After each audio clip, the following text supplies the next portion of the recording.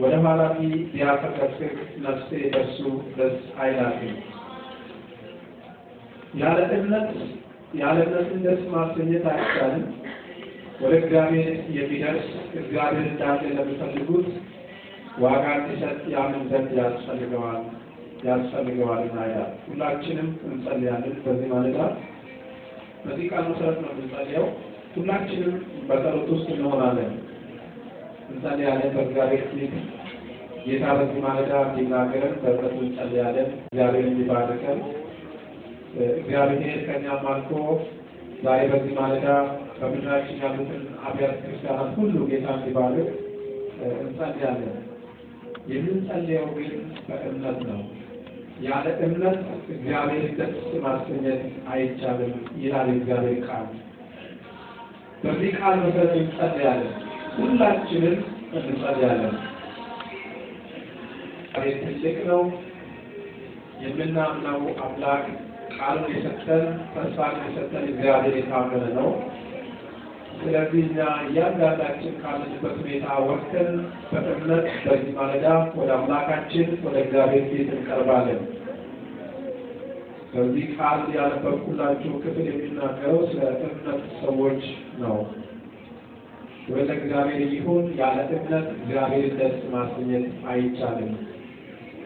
በእምነት ግን በእግዚአብሔር ዘንድ ያለውን ተስፋ ሁሉ መውረስ ይቻላል። የታመነና ጻድቅ የሆነው እግዚአብሔር አምላካችን ስሙ የተባረከ ይሁን። ስለዚህ ሁላችንም በእምነት ውስጥ ሆነን እንጸልያለን። የምናምነው ደግሞ እግዚአብሔር በቃሉ በተናገረው እውነት ላይ ነው የምናምነው። እግዚአብሔር በግል ሕይወታችን በተናገረው ነገር መሰረት ነው እምነታችን የሚሆነው። እምነትን ከመስማት ነው፣ መስማትን ደግሞ ከእግዚአብሔር ቃል ነው ይላል እግዚአብሔር ቃል። ሃሌሉያ። ስለዚህ ሁላችንም በዚህ በተሰጠን ተስፋ መሰረት እንጸልያለን። እግዚአብሔር ስም የተባረከ ይሁን።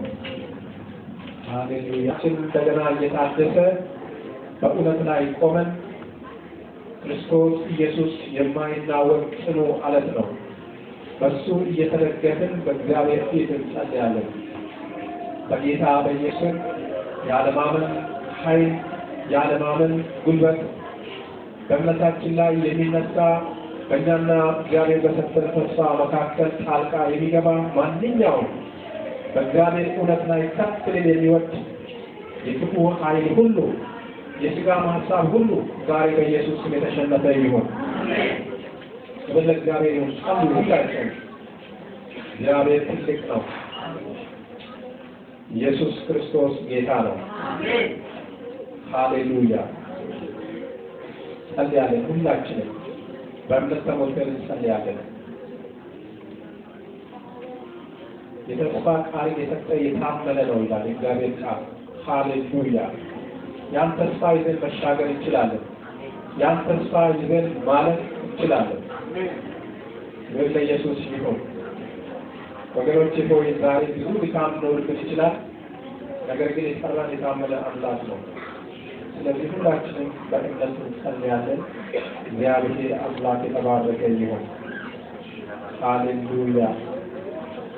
ጌታ ሆይ በዚህ ማለዳ እናመሰግንሃለን። እግዚአብሔር አምላካችን በዚህ ማለዳ ከፍ ከፍ እናደርግሃለን። የሰራዊት አምላክ ስምህ የተባረከ ይሁን። ለበደላችንና ለኃጢአታችን ሳይሆን እንደ ምሕረትና እንደ ቸርነትህ ስላሰብከን ክብር ላንተ ይሁን። ሃሌሉያ። ጸልዩ ሁላችሁ። በእውነት ሁላችንም እንጸልይ። ጌታ ዛሬ ከእኛ ጋር አለ። ኢየሱስ በመካከላችን አለ። የእግዚአብሔር መንፈስ ይመራናል። ክብር ለእግዚአብሔር ይሁን። እግዚአብሔር ወደ ሕይወታችን ሊመጣ ነው። በመንፈሱ ሊባርክን ነው። እግዚአብሔር ነገሮቻችን ሊለውጥ ነው። እግዚአብሔር የሕይወታችን ሁኔታ ሊለውጥ ነው። የሚለውጥ አምላክ፣ ነፃ የሚያወጣ አምላክ፣ ነፃ ሊያወጣ ነው። እግዚአብሔር ሊናገር ነው። በምድሩ ግሩም የሆነ እግዚአብሔር ወደ ሕይወታችን በምድሩ ሊመጣ ነው። ሃሌሉያ። ስለዚህ ልጆቻችን ወደ እናታችን ወደ እግዚአብሔር ይዘረጋ እንጸልያለን። ልባችን ወደ እግዚአብሔር እናነሳለን። የሰራዊት አምላክ እግዚአብሔር የተባረከ ይሁን። ክብር ለእግዚአብሔር ይሁን። ክብር ለጌታ ይሁን። ክብር ለአምላካችን ይሁን። የነገሥታት ንጉሥ ክብር ይሁን። የጌቶች ጌታ ክብር ይሁን። ኃያላን ኃያል ክብር ይሁን። እዚህ ጉባኤ ባለቤት ለሚያው እግዚአብሔር ክብር ይሁን።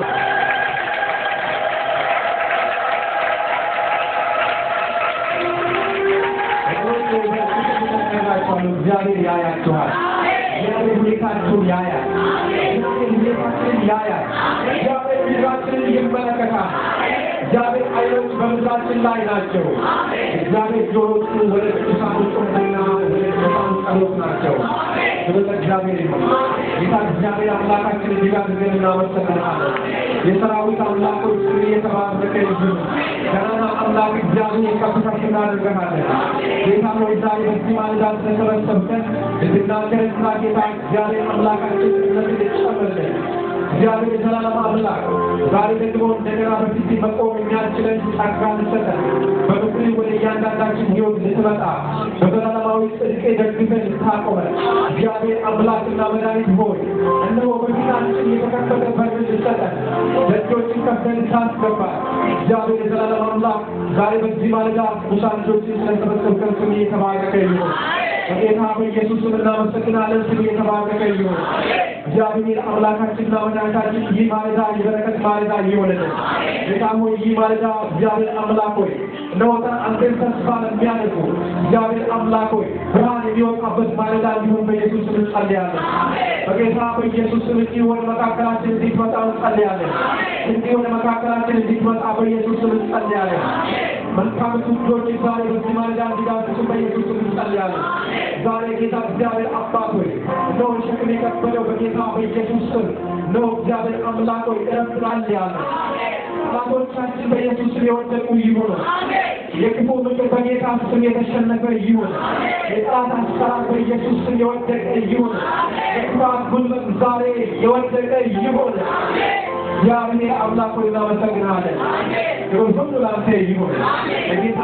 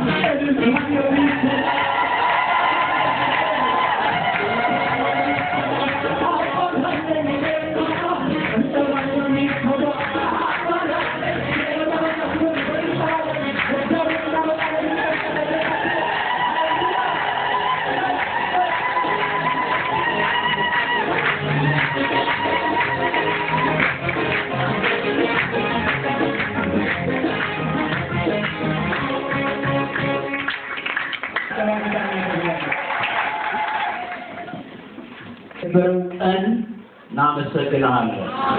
በተለይም እግዚአብሔር ሆይ ካንተ ጋራ ጸልየው አቅደው የተወሰነ ጊዜ አሳልፈው በብዙ ሁኔታዎች ውስጥ አልፈው ለዚህ አንዴና ለመጨረሻ ለሚያደርጉት ስነ ስርዓት ለበቁ ወገኖቻችን እዚህ ስላደረስካቸው ተባረክ። አሜን። እግዚአብሔር አምላክ ሆይ መልካምን ሁሉ የምታደርግ ጌታ ስለረዳቸው እናመሰግናለን። አሜን። እግዚአብሔር ሆይ ቀሪውንም የስነ ስርዓት ጊዜ ሁሉ መልካም ታደርግልን ዘንድ እንጸልያለን። ሰራዊት ጌታ ስም የተባረከ ይሁን። እጅግ ከፍ ከፍ በል። አንተ ታላቅ ሁን። አምላካችን ስም የተባረከ ይሁን። በጌታ በኢየሱስ ክርስቶስ ስም ጌታን እንባርከው። ሁላችንም በሰማይ ደግሞ ሙሽሮች እንሆናለን። ዋናው ሙሽራ ይመጣል። ለሚመጣ ለኢየሱስ ያጨብጭቡለታል።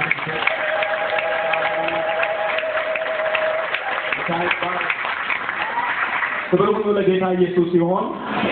በቤተ ክርስቲያናችን ዛሬ በጣም ለየት ያሉ ፕሮግራሞች ናቸው ያሉት። የሰርጉ ፕሮግራም አንደኛው ነው። ቤተ ክርስቲያናችን አባል የሆኑ ወገኖቻችን ሌላው ዛሬ ለስድስት ወር ያህል የድነት ትምህርትና መንፈሳዊ ትምህርት ተከታትለው የምትጠመቁ አሉ። ወደ 56 የሚሆኑ ሰዎች ዛሬ ይጠመቃሉ። ይጠመቅላቸው።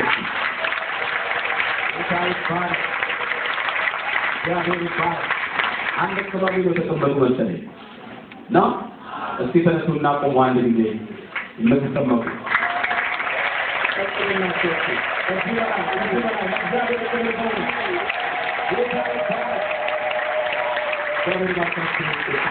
እንግዲህ የጌታ ሙሽሮች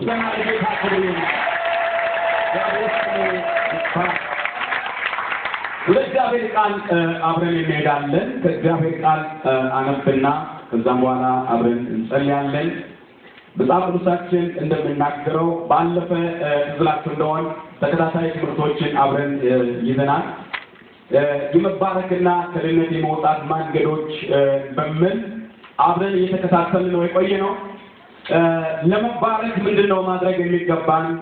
ከእጦቱም ለመውጣት ደግሞ ልናደርግ የሚገባቸው ነገሮች አሉ ወይ? መጽሐፍ ቅዱስ ስለዛ ጉዳይ ምን ይላል እያልን ነው ያለነው። ወደዚህ ወደ አምልኮ ከዞረ በኋላ ባላንስ ለማድረግ በግል ህይወታችንና ጋር ደግሞ በማያያዝ በመንፈሳዊ ህይወታችንን ማድረግ እንደሚገባን አብሮ በማያያዝ እነዚህ ነገሮች ባላንስ ለማድረግ ትምህርቱን እንትን ለማድረግ ሞክሬያለሁ። እና የመጀመሪያ ባለፈ እንደተነጋገሩት ብላችኋል። ለመባረክ መስራት ነው ብያችኋል። ምን ማድረግ ነው? እስቲ መስራት በሉ አንድ ጊዜ። ሰርቶ መስራት ነው ብያችኋል። እና የማንሰራ ከሆነ ልንባረክ አንችልም። ክርስቲያን መሆናችን ስራ ፈትል እንድንቀመጥ ሳይሆን የበለጠ የምንሰራ የዓላማና የራዕይ ሰዎች እንድንሆን ነው። ኢትዮጵያ እንድትባረክ የምንፈልገው ከሆነ የሚቀጥሉ ነጥቦች ቢኖሩ መስራት ደግሞ የግድ ነው ብያችኋል። ለመስራት ደግሞ መማር ያስፈልጋል ብያችኋል። በየኮሌጅ ቤት ገብቶ መማር ያስፈልጋል። ተማሪ የሚማርበትን ዘመኑ በከንቱ ነገር ካሳለፈ ነገሩ የጨለመበት ነው የሚሆነው። ትምህርቱን በሚገባ መማር አለበት፣ ማጥናት አለበት፣ ማድመጥ አለበት። ከዛ በኋላ ነው ውጤት ማምጣት የሚችለው። የነገ ህይወቱ ተስፋ ያለው የሚሆነው ዛሬ መማር ሲችል ነው ብያችኋል። እና ወደ ከፍተኛ ትምህርት ቤት ለመድረስ የራዕይ ሰው ለመሆን ትልቅ ሰው ለመሆን ሁልጊዜ በውጭ ከሚደረግልን እርዳታ ብቻ እየታገዝን ልንኖር አይገባንም ብያችኋል። አዋቆች ያስፈልጉናል። የተማሩ ሰዎች ያስፈልጉናል። ቻይና እስከ ምን ጊዜ ሊረዳን አይችልም። እግዚአብሔር ይረዳናል። ከኛው መካከል ለራሳችን መንገድ እንሰሩ ይነሳሉ ብያችኋል። አሜን ብላላችሁ ወይ? እና የውጭ ሰዎች ብቻ ሁልጊዜ ሳፖርት ያደረጉን የምንኖር ሰዎች ልንሆን አይገባም። መስራት አለብን። ከሰን ስራ መፈለግ አለብን። ታማኝ ሰራተኞች ልንሆን ይገባል። ተማሪዎች ልንሆን ይገባል ብያችሁ አብረን ይህን ነገር ተነጋግረን መጽሐፍ ቅዱስ ልሰራ የማይወድ ምን አሁን ይላል? አይብላ ነው የሚለው። እና ልሰራ የማይወድ አይብላ ብሎ እግዚአብሔር ቃል። ስለዚህ መስራት መንፈሳዊነት ነው። እውነቱን ለመናገር ከሆነ መስራት መንፈሳዊነት ነው። የመንፈስ የህይወት ነገር የገባ የቃሉ እውነት የገባ ሰው ሰራተኛ ነው የሚሆነው። ቃሉን የሚተረጉም ሰው ሰራተኛ ነው የሚሆነውና ይሄ መሆን የግድ ያስፈልጋል። አለበለዚያ በይህ ብቻ ኢትዮጵያ የዛሬ 100 ዓመት የዛሬ 50 ዓመት ትባረካለች እንዴት ሆናለች ብለን ብዙ ማውራት የለብንም። ተግባራችን ትንሽ፣ ስማችን በጣም ትልቅ ነው። የትኛው ኢትዮጵያዊ ስለራሱ ሲያወራ እኛ ኢትዮጵያኖች ነው የምንለው። ነገር ግን የት የደረስን ሰዎች ነን፣ ወደ ኋላ የቀረን ሰዎች ነን እና በዝና ብቻ በጣም ትልቅ ነን እና ለጣሊያን ያልተገዛንን እንግሊዝ ያላሸነፈንን ያንሰንተረት እናወራለን። ይሄ ነው እኛ እና ከዛ ከዚህ እንወጣ ዘንድ እግዚአብሔር ይፈልጋል እያልኩ ነው። እና ዝናችን እንዳንሰራ አግዶናል። ጦርነታችን እንዳንሰራ አግዶናል። እንዳንማር፣ እንዳንሰለጥን፣ ታታሪዎች እንዳንሆን አድርጎናል። ለማኞች አድርጎናልና መለስ ደግሞ መባል ያስፈልጋል ብያቸዋል። ይሄ አንዳንዶች ሰዎች ሊቀየሙኝ ይችሉ ይሆናል። እንደው በእውነት ለጣሊያንና ለእንግሊዞች እኮ የተገዙ ሰዎች አፍሪካ ብትመለከቱ በጣም የተለጠኑ ናቸው። ይሄ ዛሬ የምከፋፈው ይኖረው ይሆናል እና ትንሽ ገዝቶ ባፈለጥሩ ነው ጥሩ አባዝ የገባነት ወይ ገዝቶ እንደረን ሌላ ነገር ቢቀርጡ እንግሊዝኛ እናውራለን። እኛና ኬንያዎች እኮ በጣም እንለያያለን አይደለም? ይሄ አንዱ ጥቅሙ ነው። ግን ይሄንን ለቀልዶ ተናገሩ ቢሆንም ግን እግዚአብሔር አምላክ ጨለማችን ያስወግድ። እስኪ አሜን በሉ አንድ ጊዜ። ጌታ መንፈሳዊ ጨለማነትን ከኛ ላይ ያንሳ። ጌታ እግዚአብሔር አምላክ ምንድነው እንዴት ነው ልንባረክ የሚገባ የምለው ነገር ከዛ ጋር አያይዤ ሁለተኛ ነጥብ ያልኳችሁ አንደኛ መስራት ነው። ሁለተኛ በመንፈሳዊ ሕይወት ለውጥ ማምጣት ነው ብያችሁ ነበር ይላል። በመንፈሳዊ ሕይወት ለውጥ ማምጣት ነው ብያችኋል። ለውጥ ማምጣት የምንችለው ሁለት መሰረታዊ ነገሮች ስናደርግ ነው። ከእግዚአብሔር ቃል አነብና እግዚአብሔር አምላክ ያስተምረናል። አንደኛ ጴጥሮስ ምዕራፍ 2 እስኪያወጡ አንደኛ ጴጥሮስ ምዕራፍ 2 ቁጥር 1 አነባለሁ።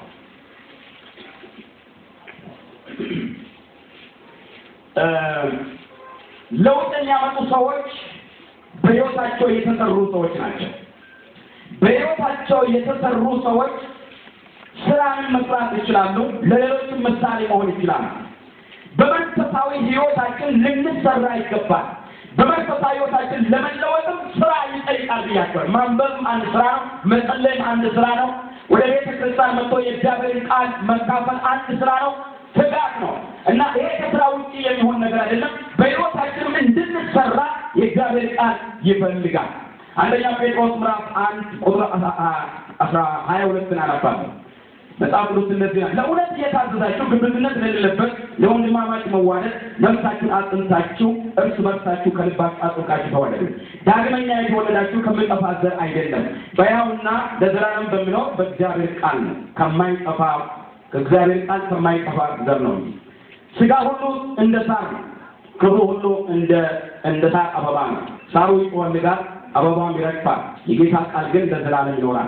በወንጌል የተሰበከላችሁ ቃል ይሄ ምዕራፍ 2 ቁጥር 1። እንግዲህ ክፋትን ሁሉ፣ ተንኮልን ሁሉ፣ ግብዝነትን፣ ቅናትንም፣ ሐሜትን ሁሉ አስወግዳችሁ ጌታችን መሆኑን ቀምሳችሁ እንደሆነ ለመዳን በእርሱ እንድትተጉ አሁን እንደተወለዱ ሕፃናት ተንኮል የሌለበትን የቃል ወተት ተመኙ። በሰው ሁሉ ወደ ተጠላ በእግዚአብሔር ዘንድ ግን ወደ ተመረጠና ክቡር ወደ ሆነው ወደ ሕያው ድንጋይ ወደ እርሱ እየቀረባችሁ እናንተ ደግሞ ሕያዋን ድንጋዮች ሆናችሁ በኢየሱስ ክርስቶስ ለእግዚአብሔር ደስ የሚያሰኘው መንፈሳዊ መስዋዕት ታቀርቡ ዘንድ ቅዱሳን ካህናት እንድትሆኑ መንፈሳዊ ቤት ለመሆን ተሰሩ። መንፈሳዊ ቤት ለመሆን ተሰሩ። በመጽሐፍ ነው የተመረጠና የከበረ የማዕዘን ራስ ድንጋይ በጽዮን አኖራለሁ፣ በእርሱም የሚያምን አያፍርም ተብሎ ተጽፏልና። ጌታ ሆይ ስምህ የተባረከ ይሁን። ዛሬ በፊት ስለተሰበሰበው ስለዚህ ስለከበረ ጉባኤ አመሰግናለሁ። የዘላለም አምላክ እግዚአብሔር አባቴ ሆይ ስለነዚህ ሙሽሮችም ስለ ቤተሰቦች ለሚዜዎቻቸው የእግዚአብሔር ቃል ለሰማ ስለመጣ ስለዚህ ስለተቀደሰ ጉባኤ ስሜ ለዘላለም ብሩክ ይሁን። ጌታ ሆይ ቃልን ልንሰማ በዚህ አለንና የቃልን እውነት ዛሬ አርነት እንድትሰጠን ጸልያለሁ። እጅግ ከእኛ ጋር ይሁን በጌታ በኢየሱስ ክርስቶስ ስም አሜን። በዚህ ስፍራ የእግዚአብሔር ቃል ስናገር መንፈሳዊ ቤት ለመሆን ተጠሩ ብሎ ይናገራል። መንፈሳዊ ቤት ለመሆን ተጠሩ ይላል። አንድ ቤት ተብሎ የሚጠራ ብዙ ነገሮች ውስጥ ካለፈ በኋላ መሰረት ከተጣለ በኋላ ግድግዳ ከቆመ በኋላ ምሰሶ ከቆመ በኋላ ብዙ ድካም ተደክሞበት ነው መጨረሻ ላይ አንድ ቤት የሚያሟላው ነገር ካሟላ በኋላ ይሄ ቤት ተብሎ የሚጠራው። ልክ እንደዛው የእግዚአብሔር ቃል ሰዎች በሕይወታቸው ለውጥ እንዲያመጡ መንፈሳዊ ቤት ለመሆን ተሰሩ ብሎ የሚናገር መንፈሳዊ ቤት ሆኖ ለመሰራት ደግሞ ትጋትን ያስፈልጋል፣ ፈቃደኝነትን ያስፈልጋል፣ ትጉ ሰው መሆን ያስፈልጋል፣ ከቃሉ ጋር ወዳጅ መሆን ያስፈልጋል፣ የጸሎት ሰው መሆን ያስፈልጋል፣ የእምነት ሰው መሆን ያስፈልጋል። በምንሰማው በእግዚአብሔር ቃል ጸንተን መኖር ታማኝነት እጅግ በጣም ያስፈልጋል። ለመሰራት ፈቃደኛ መሆን የግድ ነው የሚሆነው። ለመሰራት ፈቃደኛ ያልሆነ ሰው መንፈሳዊ ቤት ሆኖ ለመሰራት ፈጽሞ አይችልም። ስለዚህ እግዚአብሔር ቃል መንፈሳዊ ቤት ለመሆን ተሰሩ ብሎ ይናገራል።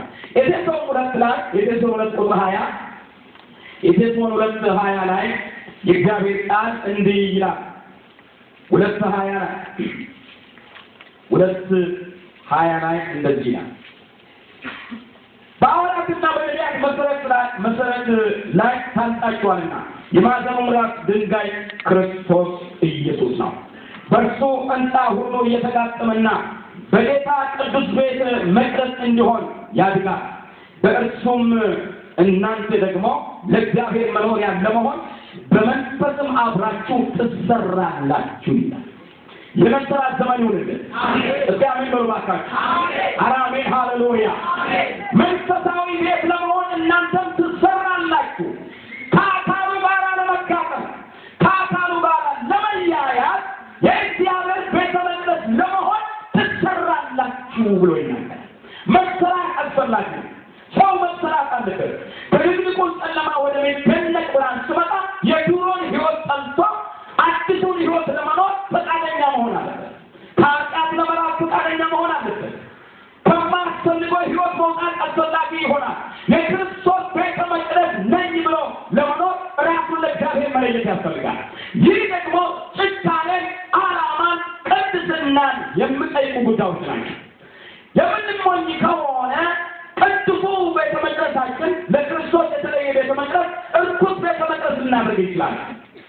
ያላስፈላጊ የሆነ ነገሮችን የምንለማመድ ከሆነ መጽሐፍ ቅዱስ የማይፈልገው ሕይወቶች የምንለማመድ ከሆነ ሕይወታችን የሚያጠቁና የሚያበላሹ ሰዎች ወደ መጠጥ፣ ወደ ርኩሰት፣ ወደ ዘፈን፣ ወደ ውሸት፣ ወደ ጉቦ፣ ወደ ዘረኝነት የሚመሩ ሰዎች ጋር የበለጠ ግንኙነት እያደረግን ከሄድን ቤተ መቅደስ መሆናችን ይቀራል። የእግዚአብሔር ቤት መሆናችን ይቀርና ሌላ ዓላማ ውስጥ መግባት ነው የሚሆነው።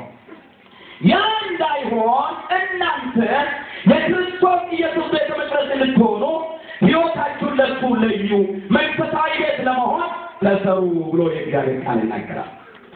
በመንፈሳዊ ሕይወት ለውጥ ለማምጣትና እንግዲህ ለመሰራት ምንድን ነው የሚያስፈልገው የሚል አንድ ነጥብ ባለፈው ሰጥቻችሁ ነበር። አንደኛ ቃሉን በትጋት ማንበብና የቃሉ ተማሪ መሆን ነው ብያችኋል።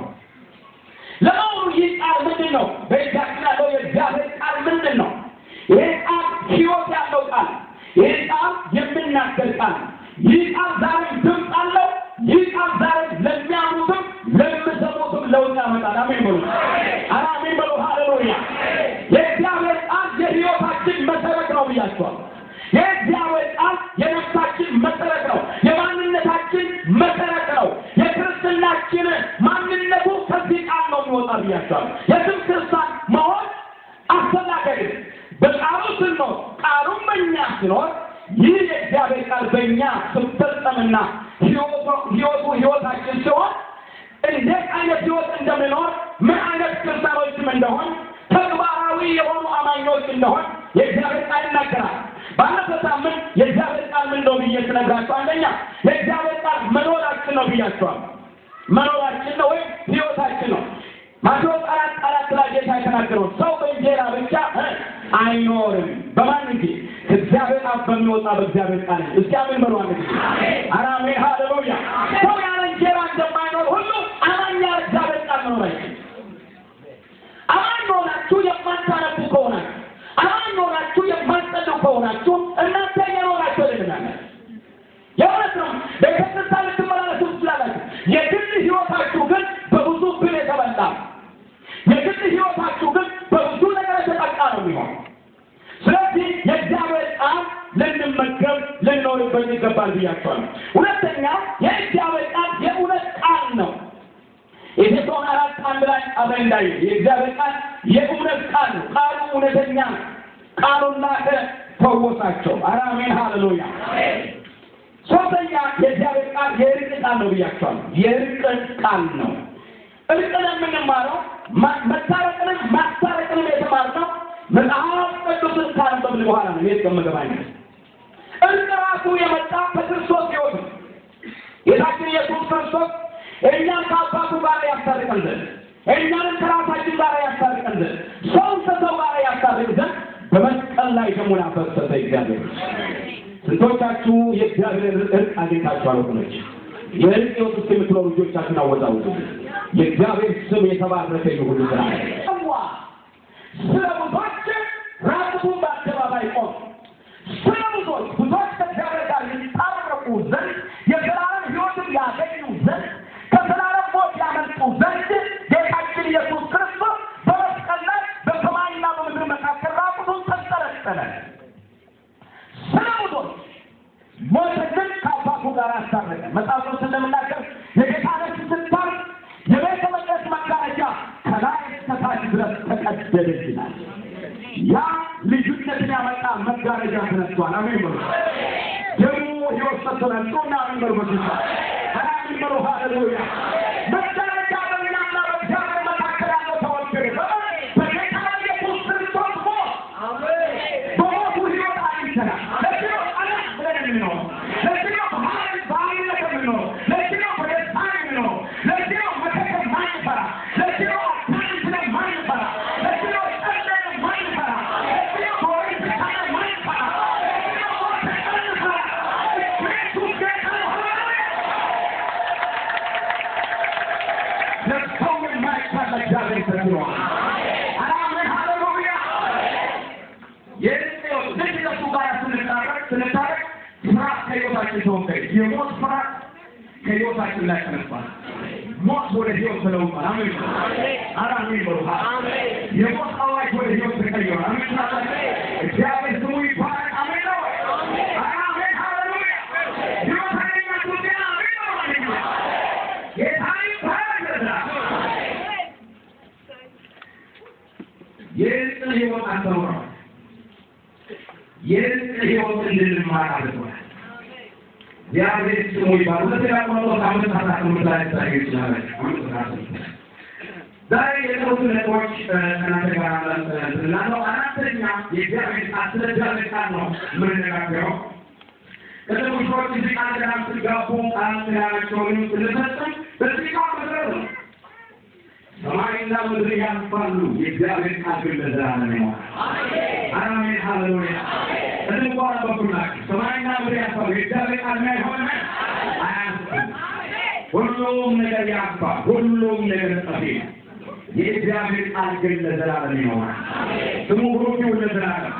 አራተኛ የእግዚአብሔር ቃል እሳት ነው። በጣም ብዙ እንደሚናገረው የእግዚአብሔር ቃል በእሳት ተመስሏል። የእግዚአብሔር ቃል በእሳት ተመስሏል። ትንቢተ ኤርምያስ ምዕራፍ 23 ቁጥር 29 አነብላችኋለሁ። ገለባው ከስንዴ ጋር ምን አለውና በውኑ ቃሌ እንደ እሳት ድንጋይ እንደሚያደቅ መዶሻ አይደለችም ይላል እግዚአብሔር። በውኑ ቃሌ እንደ እሳት ድንጋይንም እንደሚያደቅ መዶሻ አይደለችም ይላል እግዚአብሔር። እግዚአብሔር ስለ ቃሉ ዜጋ ሲናገር ሀሳቡን በሙሉ እናንተ ያያዛችሁ ልትናገሩ ወይም ደግሞ ልታነቡ ትችላላችሁ። ስለ ቃሉ በሚናገርበት ቃሌ አለ ድንጋይ እንደሚያደቅ መዶሻና እንደ እሳት ነው አለ። የእግዚአብሔር ቃል እሳት ነው። የእግዚአብሔር ቃል ኃጢአትን ለማቃጠል ጉልበት አለው። የእግዚአብሔር ቃል እሳት ነው። አጋንንትን የመንቀል ጉልበት አለው። የእግዚአብሔር ቃል እሳት ነው። ኃጢአትን የማቃጠል አቅም አለው። አሜን ሃሌሉያ። የእግዚአብሔር ቃል እሳት ነው። ሃሌሉያ። ገለባ እሳት ገለባን እንደሚያቃጥል ማቴዎስ ምዕራፍ 3 ላይ ካያችሁ የእግዚአብሔር ቃል እንደምናገር ገለባ በእሳት እንደሚቃጠል የእያንዳንዱ ሰው ሕይወት ውስጥ ያለው ያላስፈላጊ ነገር ሰው ይህንን ቃል በሚሰማበት ጊዜ ሰው ይህንን የሚያምንበት ጊዜ ወይም እንደዚህ ቁጭ ብላችሁ በምትሰሙበት ጊዜ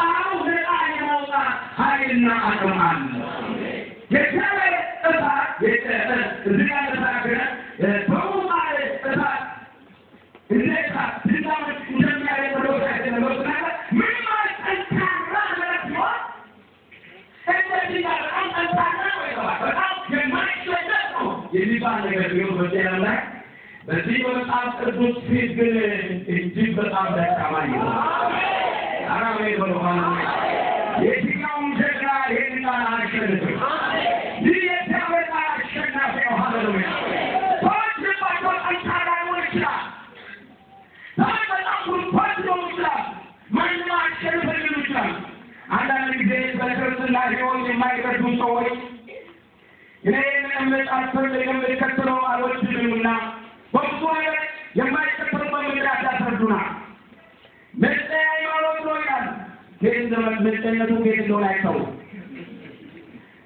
የእግዚአብሔር ቃል ግን እንደዛ አይደለም ሰባጅ ነው ይላሉ እምነታችን ነገር ግን እምነታችን ሰባጅ አይደለም አሜን በጌታ ደም ይመጣ ነው አሜን አሜን ብሎ ሃሌሉያ በቆንጆ ተራገልን ሰባጅ አይደለም ኢየሱስ ክርስቶስ በቀራንዮ መስቀል ላይ ደሙን አፈሰሰና አሜን የጌታ ያዳነ ህዝብ ዛሬ ቆዋሚ ይመስላል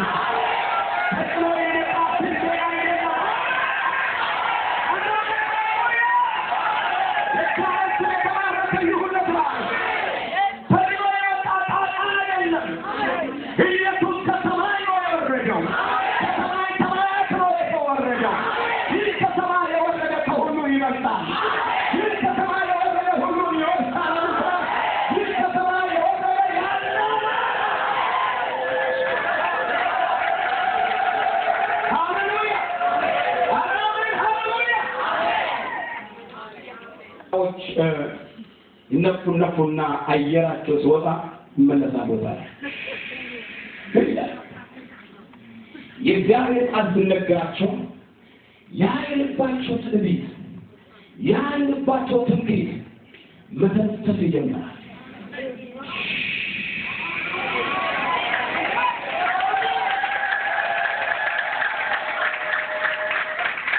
አንድ ጊዜ ሐዋሳ ኮንፈረንስ ላይ ወደ ቤተክርስቲያን ከመላክ በፊት ጫማና ጠሮች ነበርና አገልጋዮች ጫማና ጠሮኛለን ሌላ ሰው መጣ አጠገባችን ጫማና ጠሮች ትልቅ ሰው ናቸው እኛ የምናወራው እንግዲህ